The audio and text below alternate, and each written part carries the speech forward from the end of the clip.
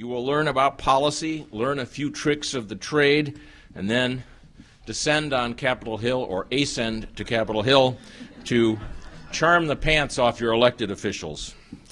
You are here to educate them about all the ways that museums are essential to their communities, essential as partners with schools, essential as stewards of history and culture, and essential as economic engines. One of the things that I have always found when I go to the Hill, and I do that quite regularly, and I actually began my career on the Hill as what they used to call, very nicely, a gopher. And you can imagine what that was. Go for this, go for that. But I learned a lot, and I was also a press aide. But, you know, what I have learned in my visits now is that although the members and the senators and the staff people are very delighted to see me, and they always tell me that, they then say, but we'd rather see our constituents. Yes, Ann, you represent the administration. Yes, Ann, you represent a body of interest, but we need to hear from the people who actually voted for us. And that is essential.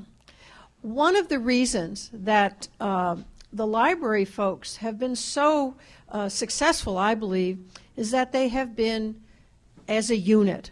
And now you are a unit. I can't begin to tell you the difference when I look out and see you all here. You all present a unified front about the value of culture and what culture does for your communities. Because I think that in general, federal support and also legislative support, if you will, understands local better than it understands even state. You have compelling cases not only for the preservation of a cultural message or a collection, but you are additional learning for schools. You are a heart of the community, and that makes a difference. When you read, and you read the pot shots that get taken sometimes at different kinds of museums, or the misunderstanding about, for-profit museums versus nonprofit, those are just ways of pushing you off. Don't let that happen. Don't let that happen. You took the time to be here, not just because this is a challenging time. They're always challenging times. This one is a little more difficult than others. You're here because you believe in what you do, and you also believe in what everybody else does. That's powerful, and I really, really recommend you keep that as a focus as you go up to the Hill. I'm reminded every day of the incredible diversity of the museum field and the diversity of museums themselves. As we prepare to make our presence known on Capitol Hill tomorrow, it will be this diversity, this strength in numbers, and the impact our institutions have in so many ways in our communities that will allow us to make a successful case advocating for museums. Just a few weeks ago, we saw what was possible when our field works together. Congress was forced to vote on a measure to determine whether museums could play a role in helping to repair the economy. Initially, the Senate thought that museums belonged in a category with golf courses and swimming pools, but then we were able to get the funding ban overturned for museums by making our case together about the importance of what we do. There's much more work to do to bring zoos and aquariums, which are also in part of our museum community, into that. But we are grateful that all of us working together were able to express how important museums are in the economy, in education, in cultural life, and as the keepers of our great traditions in our country. On behalf of the American Association of Museums and all 39 of the national, state, and regional associations, including the Mountain Plains Museum Association, we are proud to present this award to our very own Senator from Wyoming, Mike Enzi. Well, I was pleased to nominate Senator Enzi for this award because of his exceptional work on behalf of museums in Wyoming. To have been nominated for this award, and along with Senator Kennedy, who I get to work with frequently. He's the chairman of the Health, Education, Labor, and Pensions Committee, and I'm the ranking member. So we work virtually on a daily basis until just recently. But the senator and I formed the Cultural Caucus to place some emphasis on the arts and the museums and the libraries.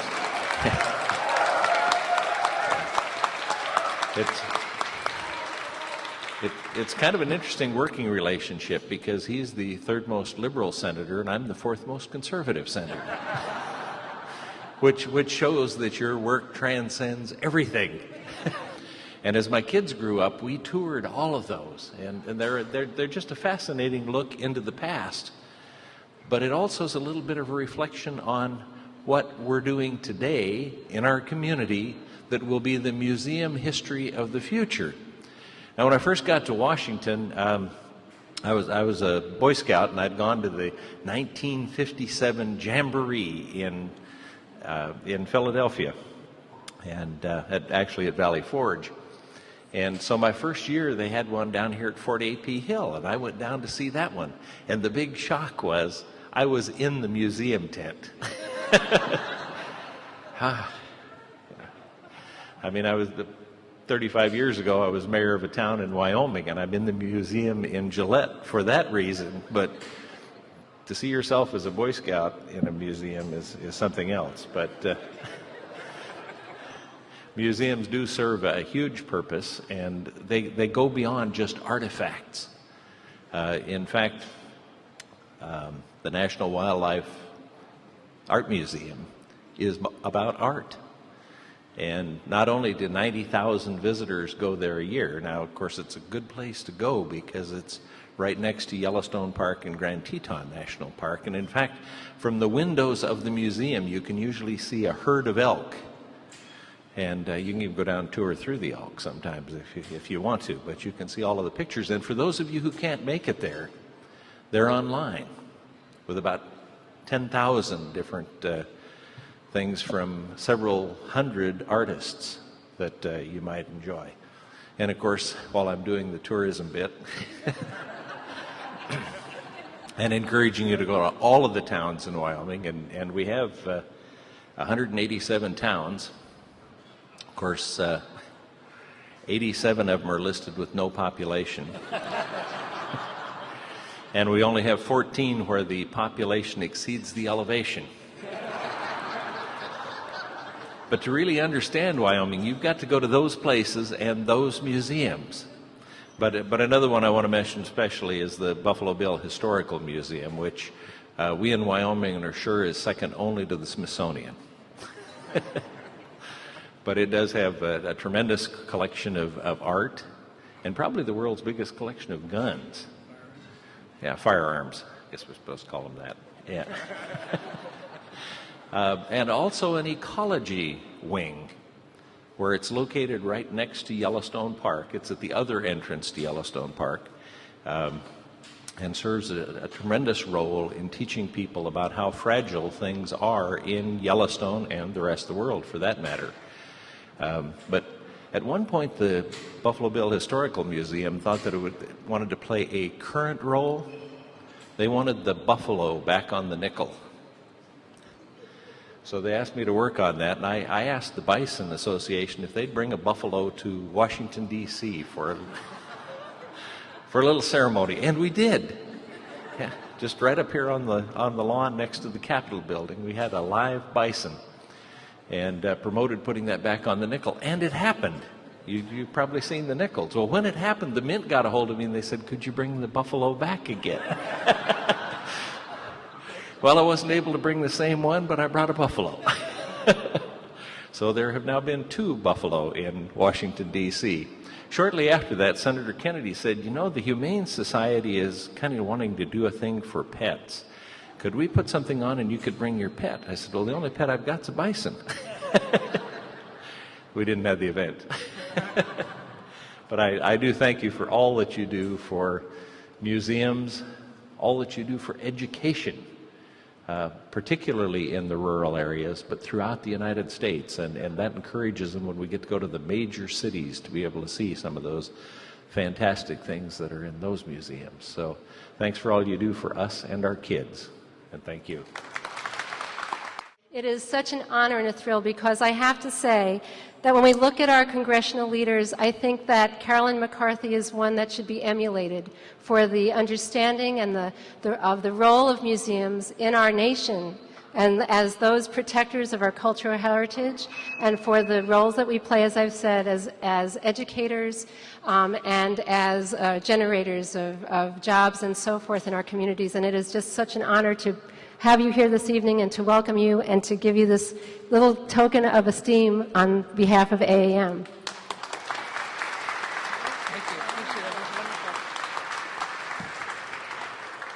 Well, I want to thank you, Beth, for that. You know, when Beth and I first met, as she said, it was 1997. I had just gotten elected. And to be very honest with you, I didn't know anything about anything. But that was the great thing. I had an open mind, and you learn. You know, when I talk to kids in school, I tell them, Congress is like being in college. You just learn every single day, and it's fascinating, and it truly is. But with that, being the chairwoman on Healthy Families and Communities, and it was strange, a lot of my colleagues didn't want this particular committee. They didn't think it was, I guess, a highlight of anything. But I have to tell you, I started reading what I could do for my communities out of this small committee. And I started looking at all the things that hadn't been reauthorized for many years, certainly underfunded for many years. And I said, I have an opportunity, even as being in the minority, to make a difference. And with museums, they hold the community together. And the work that I've seen on the museums, especially on Long Island and throughout the country, on how they're working into the community on so many different levels, it's really a treasure. Well, I have the opportunity this year to renew the authorization. And the only reason I'm waiting, because I want to see what President Obama is going to be doing in his budget. And I hope there's a lot more money in there, because he did talk about our communities, libraries, and museums, and how they had to be enriched for our young people, especially today on what we're going through. Especially today, what we're going through. People, gather there. There's another great program on Long Island where my museum, the Children's Museum, has actually partnered through a grant on taking care of the children of the parents that are in prison. And their parents are coming out. But they were meeting in a horrible, horrible setting through their probation officer. And the museum started to bring the family together, in the setting of a museum. And working with the family, working with the children, working with the parents to give them the services that they needed so hopefully they would not go back into prison. And I have to tell you, that's what we all need to do. When you look at a human being and they've come upon hard times, you got to be there for them. And I'm grateful for this recognition. I'm proud of the work that I'm able to do for all of you. I want to continue that work, but I want to make it bigger and better. So I've been looking for that input as we go through the reauthorization for ideas and everything else that all of you have. I'm a great believer. Listen to the people on the ground. They know what they're talking about. So I thank you very much. I am very proud to represent world-class cultural attractions like the Gateway Arch and the Museum of Westward Expansion, the St. Louis Zoo, the St. Louis Art Museum, and the Missouri History Museum. So I do understand what these precious cultural jewels mean to a community. And your organization's leadership at the national, regional, and local levels is essential to preserving and promoting America's unique cultural heritage. I share your values, I welcome your advocacy, and I share your mission to ensure the vitality and accessibility of America's great museums. It is terrific to be here with people who care about history. Y'all probably, because of your profession, are quite familiar with the old adage, those who refuse to learn from history are destined to repeat it. You may not know the second half of that. Those who do learn from history will find new ways to screw up, but that's not quite as well known. But what you do is so important. If we're going to see accurately our way forward, and we have some real stresses and problems right now, but nothing greater than we've experienced in history. You know that. But to find our way forward effectively without repeating the same mistakes, we have to learn from the lessons of history. And it breaks my heart when we keep thinking we can do the same thing over and over and get a different result, because we need to learn. And you are a part of educating those who are coming forward. I've told my wife before that I think it's possible that the greatest thing that I may do during my years in Congress will be leading people around the Capitol, telling them the stories of history, capturing their imagination, letting them know how rich our heritage is, and that somebody may be inspired to do something greater than I could ever dream of doing. And that's what you do. You plant the seed. Now, I've had history teachers that put me to sleep, and I've had history teachers that inspired me, particularly one in high school, that just instilled a love for American history in me. And, you don't gloss it over, but you don't rewrite it. You paint it the way it was and let the imagination go wild with what can be because of what has been. So thank you for what you're doing to help with our future by preserving our past. Thank you. God bless you all. Appreciate it. I'm an American history teacher, a political science high school teacher. But my love for what you do came from hanging out in libraries with my mom and going down to the South St. Paul Municipal Museum that was put together by a gentleman named Fred Lashy, where he had collected Native American, Ojibwe, and Sioux artifacts. And it was a cool place to be because we didn't have air conditioning. And you could kind of walk down a couple blocks and kind of hang out there. And he always told narrative history, cultural geography. He made the people and the places come alive. And at the end, when the museum was disbanded, some of the pieces went over to the Dakota County Historical Society, and the rest of the treasures were returned to the First Peoples. So the work that he did was, just one person out there preserving history, sharing stories, and telling things, and that's what you're here to do today. Except you're trying to share the history and tell the story to people like me. And it's important that you're here to do that. Leave no child behind with all the push to high academic standards, which we all want. Sometimes we lose the interconnectivity between what makes us human beings, what makes us fit in this planet. What do we do to reduce conflict? What do we do to make this world a better place? And histories and museums kind of tell all of that. So when you're here talking to your member of Congress, don't be shy about probing them. What was it like the first time you went into a museum?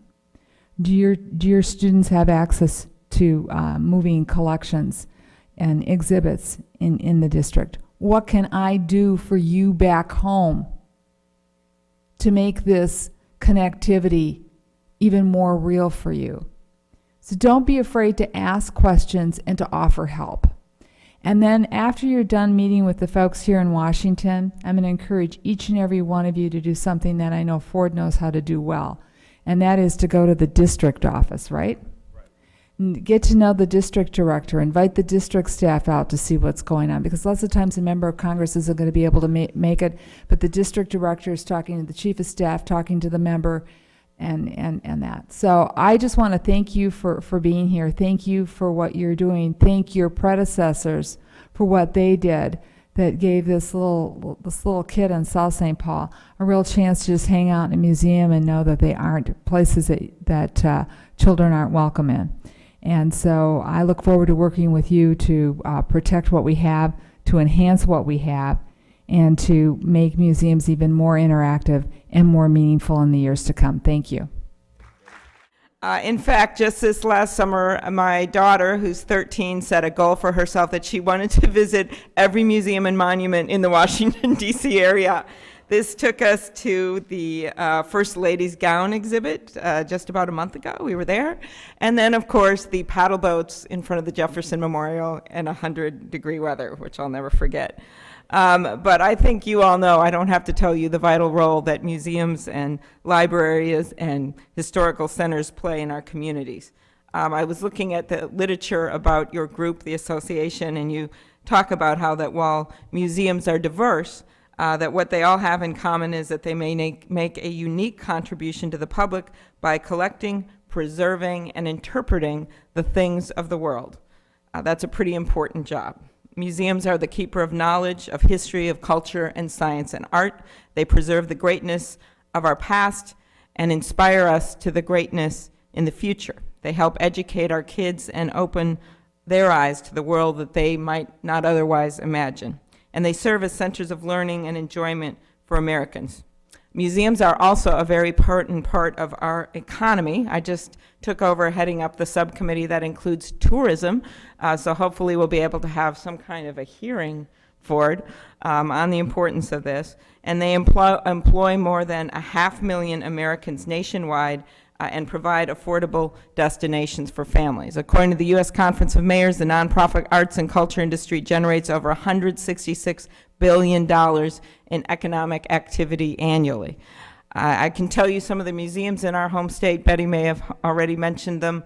The Walker Arts Center. This morning I already did my briefing with our state staff, and they told me that the cherry on the spoon is missing. And I said, what? I thought it was stolen, but no, they took it to be repainted or something. So I already got a report on our museum. The Minneapolis Institute of Art, the Children's of Southern Minnesota Museum that I think is here today. I think the Goldstein Design Museum is here today. But I did want to mention a few museums in Minnesota that aren't represented here today. The U.S. Hockey Hall of Fame Museum in Eveleth, which boasts the world's largest freestanding hockey stick and puck, okay? The Spam Museum in Austin, and the world's largest ball of twine in Darwin, Minnesota, which is looking for a museum. Okay. So from our big cities to our rural communities, museums are an important part of our cultural fabric throughout our state. I just think about our science museum, which helps advance scientific research and educates more than 1 million people a year in our state. One of my favorite paintings, and Ford actually saw some of them when they arrived. He was in my office. It was this huge mural we got called The Cultivation of Raspberries. And it was painted by David Granahan, a Minnesota native. And it hung in the Hopkins, Minnesota post office for a long period of time, showing these rolling hills and big trees and people carrying raspberries to market. Well, it's a lovely painting, but what's really symbolic about it is that it was a WPA project from the Depression. And it's a reminder to me every day, and I show it to people every day, of the action that government took during the Great Depression to turn the economy around and to help the American people. I know that museums, like every sector of our economy, are feeling the crunch of the economic downturn. You've had to cut back on services at times and lay off employees. That's why I think it is very important, as we look at the role museums can play in the revitalization of this economy, that we invest in our museums and reauthorize the Institute of Museum and Library Services, which is the primary source of our federal support for our nation's libraries and museums. We also made sure that museums were eligible for funds in the final economic recovery package, something I'm happy to report. I'm very happy to report this. I think you all know there was some commotion on our side with a very broad amendment, which you have to understand included casinos and a number of other things. It was a very messy situation, but we all knew that it would be fixed and that museums would be included in the package. They were included, and we're very pleased about that. As we know, it's more than just government that will strengthen our museums. It's also local communities, businesses, and average Americans. That's why what you do is so important. You shine a light on museums, on their accomplishments, on their needs, and on their importance to our communities. Through your grassroots work, you've ensured that protecting our museums and cultural centers is a priority. And throughout our history, we've seen that the true power in America doesn't come from Washington, but from committed citizens like you, from Americans who are willing to stand up and speak out for what you believe in and what you care about. So I'm just honored to have been included here today with my friend Ford, honored to represent the great state of Minnesota, which includes everything from the Wiseman and the Walker to the ball of twine and the hockey puck. Museums are for everyone. Thank you so much and have a great day. If you want to truly understand the civil rights movement, you can visit some of the fine museums and monuments dedicated to that movement, or you can read John Lewis's biography, Walking with the Wind, a memoir of the movement. In Congress, Representative John Lewis has served since 1986 as a representative from Atlanta, my hometown, and its environs. He is Senior Chief Deputy Whip of the House Democratic Leadership.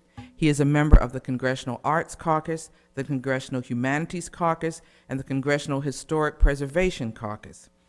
He is the author of the Artist Museum Partnership Act, which allows artists to take tax deductions for gifts of their own work. When he announced his support, he said, among many other things, the civil rights movement without the arts would have been like a bird without wings. The sentiment is borne out in an exhibition which we are proud to host at the National Museum of African American History and Culture at the Smithsonian now, called Road to Freedom, and it is organized by the High Museum of Art in Atlanta. And it demonstrates the role of photography in galvanizing the nation. I commend it to you. They're photographs of Congressman Lewis doing his wonderful work for justice in those photographs. And for all of us at our museum, he worked tirelessly for 15 years to gain congressional authorization for the National Museum of African American History and Culture, where I'm happy to serve as deputy director, along with my director, Lonnie Bunch, another great fan of Congressman Lewis, submitting legislation in every session of Congress, and finally making sure that this became law in 2003. And when we open in 2015, John Lewis is going to be there, I know, for that proud moment made possible by his work. As a member of the prestigious House Ways and Means Committee, he is a leader on using the tax code to help museums obtain gifts. When deductibility restrictions were enacted in 1986, you all remember that, he co-sponsored legislation to restore deductibility, which reversed a 90% drop in museum gifts. This legislation restored museums' ability to collect through donations, which, as all of you know, is the main way that museums do collect. It's estimated that over 80% of objects in museum collections are there as a result of donations. My friends, when Barack Obama emerged from the U.S. Capitol to take the oath of office, he stopped and gave this man a hug. And it was a symbolic gesture that resonated across the generations. So in a way, he passed the torch, but we're not through with Congressman Lewis yet, and he's not through with us. So that torch is still with him, too. To quote a colleague, when John Lewis speaks, people listen. And I am so pleased that today we will have the chance to listen to this great man. Please join me in welcoming Congressman John Lewis.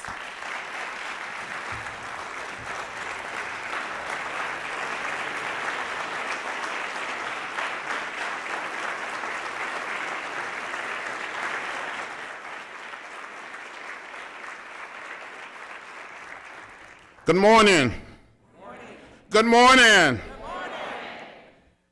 Madam Deputy Director, my friend, my sister, thank you for those kind words of introduction. I must tell you that wonderful, brilliant, meaningful, inspiring introduction is going to be much longer than what I have to say. But I know you all want it like that. But thank you so much. Welcome to Washington. Welcome to the nation's capital. You're really in a museum. In a museum where 535 people come every single day to work, to create a more perfect union, to strive to make real our democratic ideas. I'm so happy and so honored to be here. I just returned on Sunday evening from a trip to India, where I traveled with Ambassador Andy Young, former Senator Harris Walford, Martin Luther King III, and several members of the House, Democrats and Republicans. Well, we followed the steps that Martin Luther King Jr. and his wife took 50 years ago, from February the 10th to March 10th, to study the life and legacy of Gandhi. Here in America, those of you who are part of the museum community, we can do much more to make real for this generation and for generation yet unborn the history of our country. And I want to thank you and the wonderful African American History and Culture Museum for bringing the exhibit Road to Freedom from the High Museum in Atlanta to Washington, giving people here an opportunity to walk through the contemporary civil rights movement.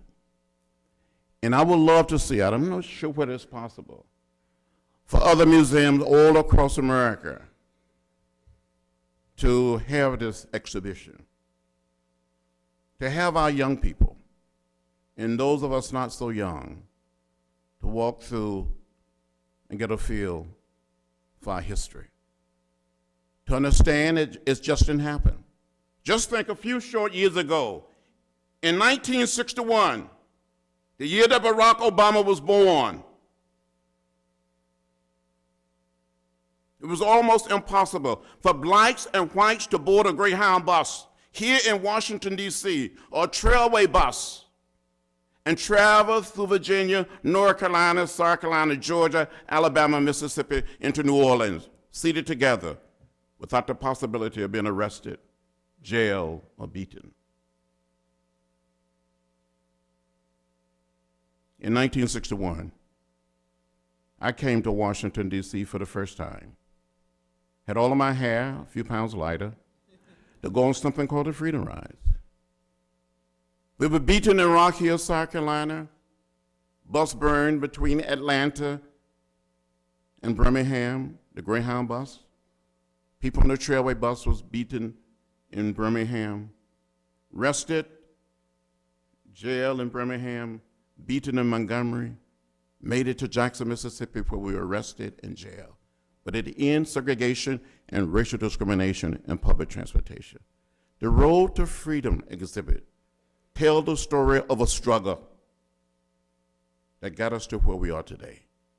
Just think a few short years ago, in 11 states of the old Confederacy, from Virginia to Texas, it was almost impossible for people of color to register to vote. In some part of the South, people had to pass a so-called literacy test, interpret certain section of the Constitution. On one occasion in my native state of Alabama, some people were asked to count the number of bubbles in a bar of soap, the number of jelly beans in a jar. People paid a poll tax. People arrested, jailed, some people beaten, some shot and killed. Museum can tell that story and tell it well. Traveling in India for more than a week, every place that we visit, we felt the spirit of Gandhi. We see where Martin Luther King Jr. was deeply inspired by the teaching of Gandhi, the teaching of the philosophy of nonviolence, passive resistance. Gandhi had read Thoreau Civil Disobedience. Your exhibits can inspire, can uplift, can teach people how to stand up and say yes or no. Can be a reflection of our struggle, but also put us toward our future. When I was growing up outside of Troy, Alabama, and visit the little town of Troy, visit Montgomery, visit Tuskegee, and when I saw those signs that said white men, white women, colored women, white waiting, colored waiting, and I would come home and ask my mother, my father, my grandparents, my great-grandparents, why segregation, why racial discrimination? And they would say, that's the way it is. Don't get in the way. Don't get in trouble. But as I saw the photographs of the Montgomery bus boycott, I saw the newsreel, heard the words of Martin Luther King Jr. on the old radio, I was inspired to get in trouble, to get in the way. I got in trouble, I got in the way, and I've been getting in the way and getting in trouble ever since.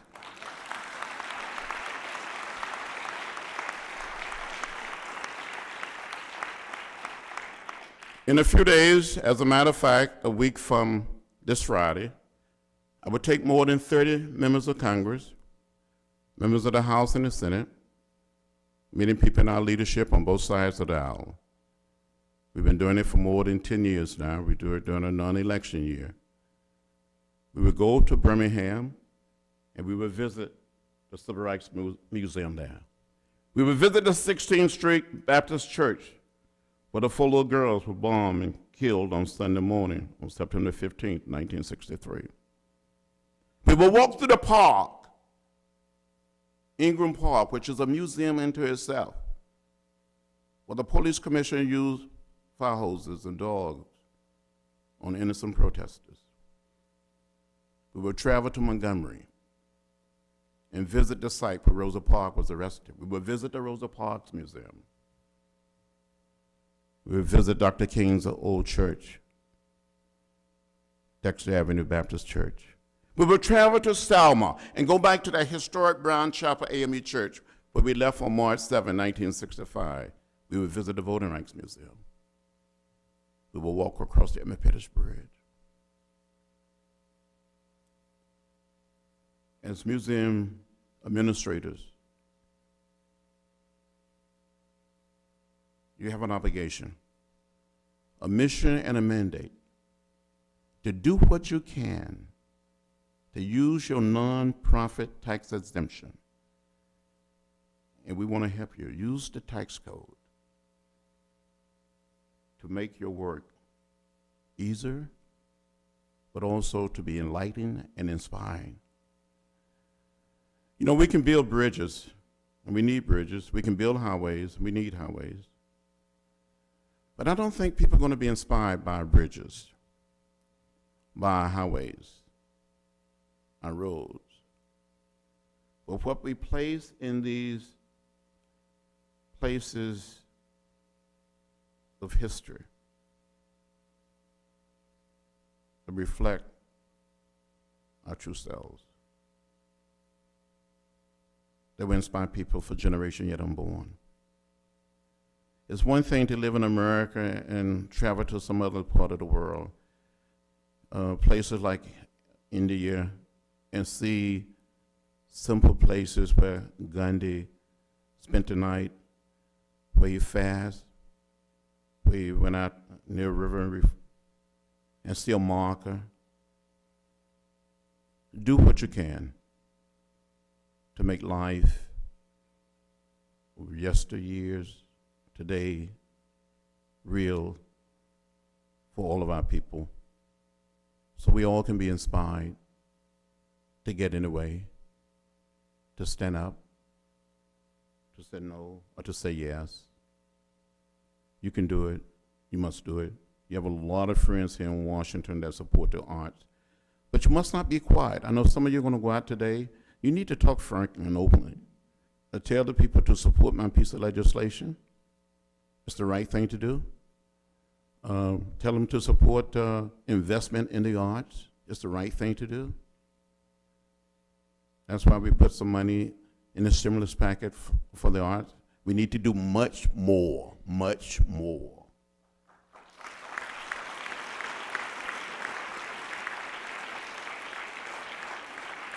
So say to your members of the House and your member of the Senate to do the right thing, to stand up, support keeping the arts in our schools, support our children, and support our community. The arts are good for our community. It's a good investment. It's a sound investment. Before I close, let me just welcome and thank all of the people from Georgia for being here. How many people from Georgia are here? Okay, there's one there. You should feel free to come by and visit. If you come to my congressional office, you will see some old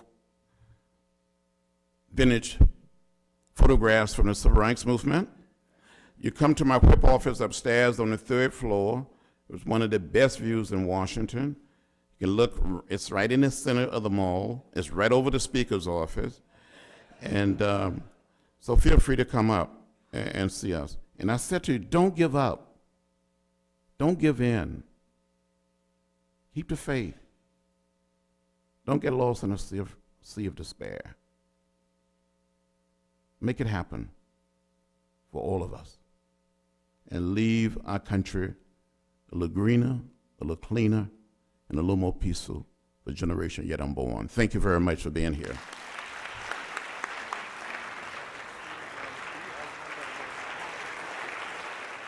I'm going to be very brief because I know your program is about to end, but I do want to first thank you for the invitation.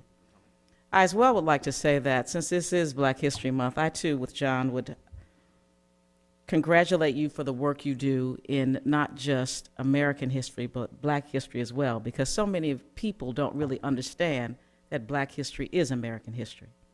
And no better place to house that history than in museums.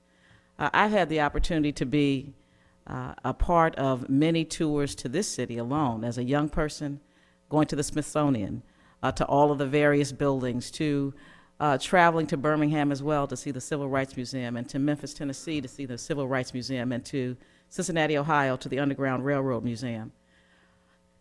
If young people and all people who believe that history is important don't have institutions like museums, we're lost.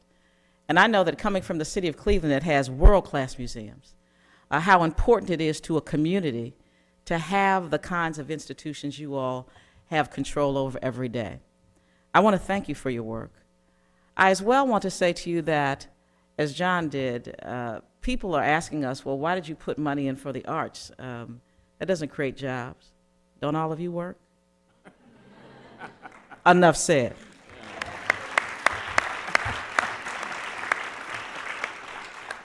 And I want you to continue to be the place where young people can come and learn. I grew up in a place where we didn't hear things about museums or theaters. My teachers are the ones who first took me to a museum, to a theater.